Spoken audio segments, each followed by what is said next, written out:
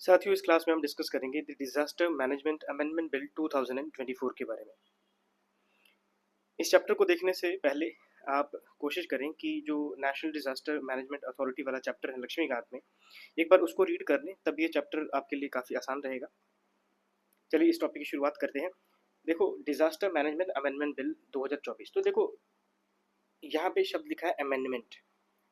आप अमेंडमेंट कर रहे हो, चेंजेस कर रहे हो, शोध कर रहे हो, तो अमेंडमेंट तो उसी चीज़ में होगा ना जो ऑलरेडी एग्जिस्टेंस में है। तो हम किस एक्ट में अमेंडमेंट कर रहे हैं? तो साथियों, हमारे पास एक्ट है डिजास्टर मैनेजमेंट एक्ट 2005। ठीक है, इसमें हम चेंजेस कर रहे हैं। तो चेंजेस के लिए बिल को इंट्रोड्यूस किया गया है, अभी तक पास हुआ नहीं है पार्लियामेंट से, जब होगा तब देखा जाएगा। लेकिन प्रोविजंस तो वही रहेंगे अगर पास हो भी जाता है। तो इनके जो प्रोविजंस थे, जो मेजर प्रोविजंस थे इस अमेंडमेंट बिल के, चलिए उस पर नजर डालते हैं। देखो, सबसे पहले अगर हम एक्ट की बात करें, जो डिजास्टर मैनेजमेंट एक्ट 2005 है, इसके प्रोविजन के अकॉर्डिंगली नेशनल लेवल पे एक नेशनल एग्जीक्यूटिव कमेटी होनी चाहिए जो एनडीएमए के जो फंक्शन है उसको एग्जीक्यूट करेगी। स्टेट लेवल पे स्टेट एग्जीक्यूटिव कमेटी होना चाहिए। इनका फंक्शंस क्या है? इनका फंक्शन है कि एनडीएमए और एसडीएमए को ये लोग असिस्ट करें।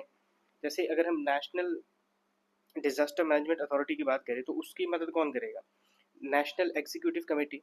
स्टेट डिजास्टर मैनेजमेंट अथॉरिटी की मदद कौन करेगा? State executive committee.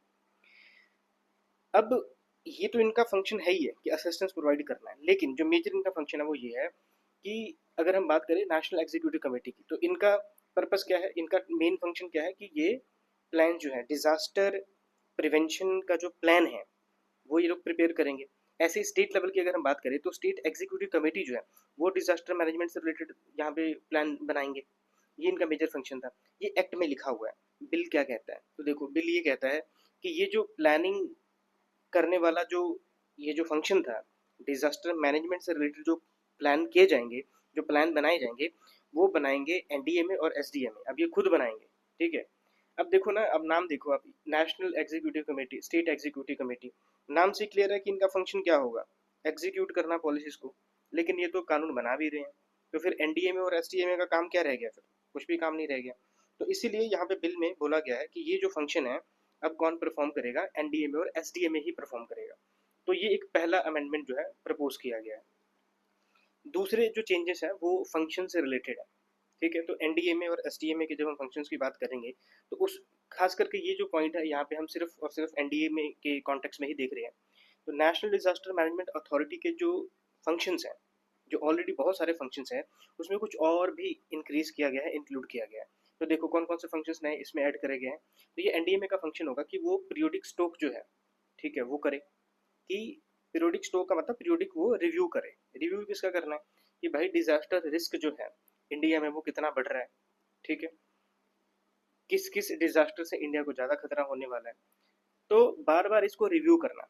ठीक है, और एट द सेम टाइम जो अथॉरिटीज इनके नीचे काम कर रही है उनको टेक्निकल असिस्टेंस प्रोवाइड करना कि इनकी फंक्शनिंग जो है ये कैसे की जा सकती है, कैसे नहीं की जा सकती है। फिर उसके बाद रिकमेंड करना गाइडलाइंस कि मिनिमम स्टैंडर्ड ऑफ रिलीफ जो है ये कितना होना चाहिए। देखो, ये जब आप टॉपिक पढ़ोगे ना लक्ष्मीकांत में, तो वहाँ पे आप देखोगे ये जो प्रोविजन थे ये डिस्ट्रिक्ट लेवल पे है।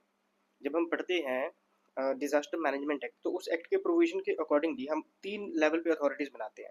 नेशनल लेवल पे जिसे हम नेशनल डिजास्टर मैनेजमेंट अथॉरिटी कहते हैं, स्टेट लेवल पे हम बनाते हैं स्टेट डिजास्टर मैनेजमेंट अथॉरिटी, और डिस्ट्रिक्ट लेवल पे बनाते हैं डिस्ट्रिक्ट डिजास्टर मैनेजमेंट अथॉरिटी।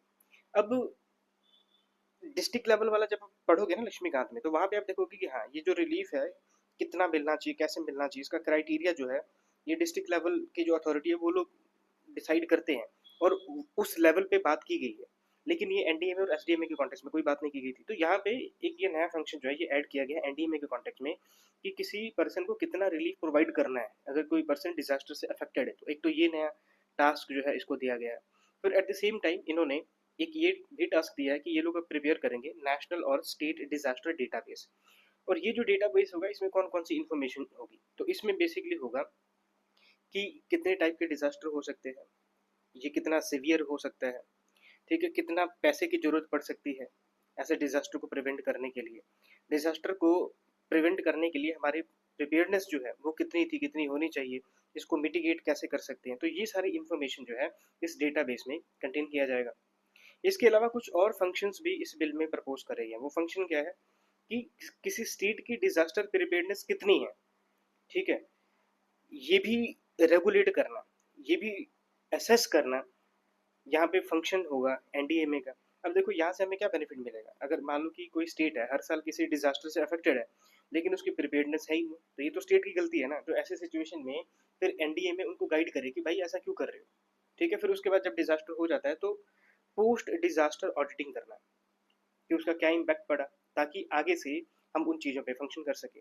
तो ये आप देख सकते हो कि ढेर सारा यहाँ पे फंक्शन जो है ऐड किया गया है जो एग्जिस्टिंग फंक्शंस है उनके मुकाबले में। इसके अलावा फिर एनडीएमए को ओवरऑल अथॉरिटी दी गई है कि इंडिया में डिजास्टर मैनेजमेंट से रिलेटेड जो पॉलिसीज बनाई जाएंगी कैसे जानी चाहिए। तो एज ए रेगुलेटरी बॉडी जो है टॉप लेवल की जो बॉडी होगी पूरे इंडिया के लिए वो एनडीएमए होगी, ठीक है। तो ये भी बिल में प्रपोज किया गया है।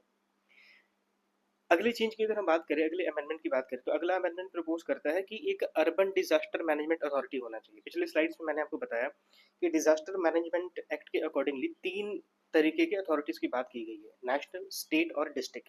अब ये चौथे किस्म का डिजास्टर मैनेजमेंट अथॉरिटी की बात की जा रही है जिसका इन्होंने नाम रखा है अर्बन डिजास्टर मैनेजमेंट अथॉरिटी। अब ये नाम से क्लियर है ये किस लेवल पे होगा, ये स्टेट की कैपिटल्स में होंगे, ठीक है। और जहाँ जहाँ पे म्यूनिसिपल कॉर्पोरेशन है वहाँ पे आपको देखने को मिलेगा।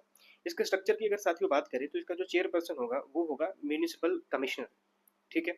और जो डिस्ट्रिक्ट कलेक्टर होगा वो वाइस चेयरपर्सन होगा, और जो बाकी मेंबर्स होंगे वो कौन होंगे ये डिसाइड करना है स्टेट गवर्नमेंट ने। तो यहाँ से देखो साथियों पेपर में क्वेश्चन आ सकता है, ये नई किस्म का अर्बन डिजास्टर मैनेजमेंट अथॉरिटी बनाया जा रहा है, ठीक है। किस लेवल पे बनाया जाएगा, ये अथॉरिटी किसके पास है, तो ये भी याद रखना अथॉरिटी है ये स्टेट गवर्नमेंट के पास में। अर्बन डिजास्टर मैनेजमेंट अथॉरिटी किसने सेटअप करना है, स्टेट गवर्नमेंट ने, ठीक है। ये इन्फॉर्मेशन याद रखना है। कहाँ पे, कैपिटल्स और म्यूनिसिपल कॉर्पोरेशन में। चेयरपर्सन कौन होगा, वाइस चेयरपर्सन कौन होगा, और मेंबर्स को किसने अपॉइंट करना है, ये सारी इन्फॉर्मेशन हमने याद रखनी है। अब हम देखते हैं formation of state disaster response force. अब देखो अगर आप एक्ट पढ़ोगे तो एक्ट में लिखा है कि नेशनल डिजास्टर मैनेजमेंट फोर्स जो है हमारे पास, नेशनल डिजास्टर रिस्पॉन्स फोर्स, माफ कीजिएगा। तो एक्ट के अकॉर्डिंगली तो नेशनल डिजास्टर रिस्पॉन्स फोर्स की बात की गई है जो कि पूरे ऑल इंडिया लेवल पे इसने काम करना है। वहां पे स्टेट डिजास्टर रिस्पॉन्स फोर्स की बात नहीं की गई है। हालांकि आपको जान के हैरानी होगी कि ये जो नेशनल डिजास्टर रिस्पॉन्स फोर्स है इसके बेस पे बहुत सारे स्टेट्स ने अपनी खुद की ऐसे नेशनल डिजास्टर रिस्पॉन्स फोर्स बना ली है, लेकिन फिर भी क्योंकि प्रॉपर तरीके से हमारे पास कोई प्रोविजन नहीं है इसलिए हर स्टेट में नहीं है। तो इस अमेंडमेंट में ये प्रपोज किया गया है कि on the basis of national disaster response force, state government के पास ये अथॉरिटी है कि स्टेट गवर्नमेंट स्टेट लेवल पे स्टेट डिजास्टर रिस्पॉन्स फोर्स को गठन करे और अपने अकॉर्डिंगली इनके फंक्शंस को डिटरमिन करे, ठीक है। तो ये भी एक मेजर अमेंडमेंट आपको देखने को मिल रहा है। इसके अलावा अगर हम बात करें तो ऑलरेडी जो हमारे पास एग्जिस्टिंग कमिटीज हैं उनको स्टैट्यूटरी स्टेटस देने की बात की जा रही है। जैसे हमारे पास नेशनल क्राइसिस मैनेजमेंट कमेटी है, हमारे पास हाई लेवल कमेटी है, ठीक है। तो इनको अब स्टैट्यूटरी स्टेटस दिया जाए। स्टैट्यूटरी का क्या मतलब होता है, इसका मतलब होता है कि किसी एक्ट के प्रोविजन के अकॉर्डिंगली इनको सेटअप किया गया, ठीक है। तो देखो जब हम बात करते हैं नेशनल क्राइसिस मैनेजमेंट कमेटी की तो इसका फंक्शन क्या होता है, तो इंडिया में जितने मेजर बड़े लेवल के जो डिजास्टर होते हैं उसको रेगुलेट करने के लिए, उसको टैकल करने के लिए, उसको डील करने की जो अथॉरिटी है, जो रिस्पॉन्सिबिलिटी है वो नेशनल क्राइसिस मैनेजमेंट कमेटी की है। ऐसे अगर हम बात करें हाई लेवल कमेटी की, तो हाई लेवल की जो कमेटी है इसका जो सब्जेक्ट मैटर है वो है फाइनेंस। ये फाइनेंशियल असिस्टेंस प्रोवाइड करेंगे स्टेट गवर्नमेंट को इन डिजास्टर से लड़ने के लिए। कहाँ से पैसा आएगा, नेशनल डिजास्टर मिटिगेशन फंड से पैसा आएगा। यहाँ से क्वेश्चन बन सकता है साथियों, आपको पता होना चाहिए नेशनल क्राइसिस मैनेजमेंट कमेटी का जो हेड होता है वो होता है कैबिनेट सेक्रेटरी, और ठीक इसी तरीके से हाई लेवल कमेटी जो है इसका जो हेड होता है वो होता है minister of department with administrative control over disaster management, ठीक है। तो ये कुछ इन्फॉर्मेशन हमने याद रखनी है। तो देखो मतलब मेजर ये इतना कुछ याद रखने की जरूरत नहीं है। मेजर चेंज क्या है, चेंज ये है कि नेशनल क्राइसिस मैनेजमेंट कमेटी और हाई लेवल कमेटी को स्टैट्यूटरी स्टेटस प्रोवाइड करना है, ठीक है। इसके अलावा अगर हम बात करें अपॉइंटमेंट्स टू एनडीएमए, देखो एनडीएमए के लिए किसने काम करना है किसने नहीं काम करना है, मतलब एनडीएमए का मेंबर कौन बनेगा कौन नहीं बनेगा। पहले ये अथॉरिटी किसके पास थी, सेंट्रल गवर्नमेंट के पास थी। सेंट्रल गवर्नमेंट ने नॉमिनेट करना था कि किन लोगों का इसका मेंबर बनाना है, किन लोगों का मेंबर नहीं बनाना है, ठीक है। अब इस बिल में क्या बोला गया, इस बिल में ये बोला गया कि एनडीएमए का मेंबर कौन होगा कौन नहीं होगा, अब ये कौन डिसाइड करेगा, ये अथॉरिटी है एनडीएमए के पास ही। अब ये अथॉरिटी इनको ही दे दिया गया, ठीक है। अगेन मतलब कि अप्रूवल जो है सेंट्रल गवर्नमेंट से लेना पड़ेगा, लेकिन अब ये अथॉरिटी जो है ये एनडीएमए को दे दी गई है। अच्छा थोड़ा कमेंट सेक्शन में थोड़ा बताइए कि जब हम बात करते हैं नेशनल डिजास्टर मैनेजमेंट अथॉरिटी की तो इसका हेड कौन है, इसका चेयरपर्सन कौन होता है। और at the same time NDMA को ये भी अथॉरिटी प्रोवाइड की गई है कि ये एक्सपर्ट्स और कंसल्टेंट को भी अपॉइंट कर सकते हैं। कुछ और पॉइंट्स पे अगर हम देखें तो देखो डिजास्टर की डेफिनेशन में कुछ थोड़ा सा यहाँ पे चेंजेस इंट्रोड्यूस करे गए। देखो जब आप डिजास्टर की डेफिनेशन पढ़ते हो डिजास्टर मैनेजमेंट एक्ट में, तो वहाँ पे क्या लिखा होगा? वहाँ पे लिखा होगा डिजास्टर क्या होगा, तो मैन मेड भी हो सकता है, नेचुरल भी हो सकता है। इस अमेंडमेंट में ये प्रपोज किया गया है कि जो मैन मेड डिजास्टर होते हैं वहाँ पे लॉ एंड ऑर्डर की सिचुएशन अगर मान लो खराब हो चुकी है, अगर मान लो ह्यूमन के इन्वॉल्वमेंट से, तो इसको हम डिजास्टर की डेफिनेशन में इंक्लूड नहीं करेंगे। ये चेंजेस इंट्रोड्यूस किया गया। जो वाइस चेयरमैन की पोस्ट है, जो कि अथॉरिटी होती थी चेयरमैन के पास में, कि वो मेंबर्स में से किसी को अपॉइंट कर देगा एज ए वाइस चेयरपर्सन, तो पिछले 10 सालों में अगर आप देखोगे तो इसकी पोस्ट तो लगभग विलुप्ति हो चुकी है। तो इस बिल में ये बोला गया है कि जब हम बात करेंगे एनडीएमए की, तो इसका डे टू डे फंक्शन जो है ये कौन परफॉर्म करेगा? ये परफॉर्म करेगा वाइस चेयरपर्सन। तो कहने का मतलब है कि इस बिल में कहीं ना कहीं ये वाइस चेयरमैन की जो पोस्ट है, इसको वापस से इसमें जान डालने की कोशिश की गई है। ये तो हमने देख लिया सारा का सारा अमेंडमेंट। इस अमेंडमेंट में कुछ दो ऐसे पॉइंट्स हैं जो कि अभी भी अनएड्रेस्ड है। वो क्या है कि डिजास्टर मैनेजमेंट एक बहुत बड़ा फील्ड है, बहुत बड़ा एरिया है, इसके लिए एक अलग मिनिस्ट्री होनी चाहिए। तो वो मिनिस्ट्री नहीं है। अभी आपको पता है कि होम मिनिस्ट्री के अंडर काम करते हैं। और at the same time staff अगर आप देखोगे तो स्टाफ कितने हैं, मतलब कि 10 से भी कम है। इतने स्टाफ है, लगभग 10 के बराबर आपको देखने को मिलेंगे। तो यहाँ पे शॉर्ट स्टाफ जो है ये भी एक बहुत बड़ा ड्रॉबैक है, जिसको कि एड्रेस नहीं किया गया इस बिल में। ठीक है, तो इस टॉपिक में इतना ही साथियों। Thank you for watching, keep learning, keep growing. जय हिंद।